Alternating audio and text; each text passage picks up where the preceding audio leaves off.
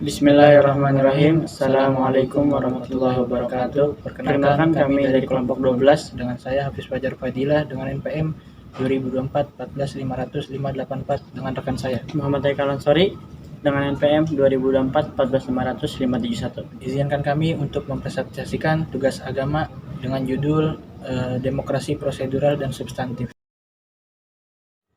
Abstraksi.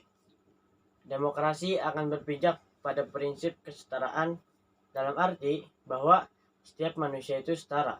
Oleh karena itu, tidak ada spesialisasi kelompok tertentu atau asumsi bahwa seseorang lebih terhormat daripada yang lain. Oleh karena itu, demokrasi harus mengatasi bentuk proseduralnya yang sekarang. Meskipun proseduralnya sendiri tidak dapat dihilangkan, tetapi demokrasi substansial mutlak diperlukan. Maka dari itu, penting dibahas demokrasi prosedural dan demokrasi substansial itu sendiri. Lanjut ke pembagian demokrasi. Pembagian demokrasi ini dalam konteks modern, demokrasi memiliki dua komponen utama, yaitu prosedural dan substantif. Adapun pengertian dari masing-masing keduanya sebagai berikut. 1. Demokrasi prosedural, yaitu demokrasi yang berfokus pada penerapan aturan dan mekanisme formal. Seperti apa? Seperti pemilu, pilkada yang bersifat bebas, adil, dan transparan. Namun, pendekatan ini seringkali diabaikan ketika menilai dampak substantif dari keputusan yang dihasilkan itu sendiri. Oke, yang kedua, demokrasi substantif. Demokrasi substantif ini pengertiannya adalah sebaliknya dari demokrasi prosedural itu sendiri.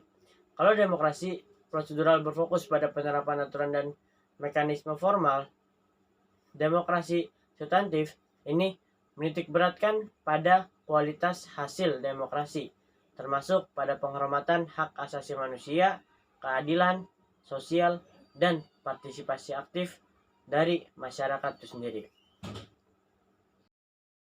Baik, selanjutnya pandangan menurut beberapa ahli. Yang pertama, pandangan menurut Robert A. Dahl. Menurutnya, demokrasi prosedural berfokus pada pelaksanaan pemilihan umum yang transparan dan partisipasi politik yang luas, namun seringkali abai terhadap hasil dari prosedur tersebut.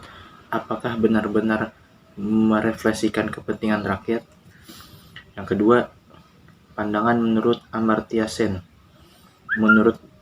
Menurutnya bahwa demokrasi substantif harus memastikan kebebasan individu dan perlindungan hak asasi manusia sebagai bagian dari pembangunan ekonomi.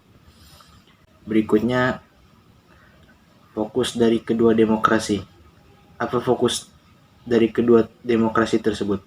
Demokrasi prosedural fokusnya pada prosedur suatu demokrasi, misalnya suatu demokrasi berjalan sesuai prosedur dan sesuai mekanismenya atau tidak.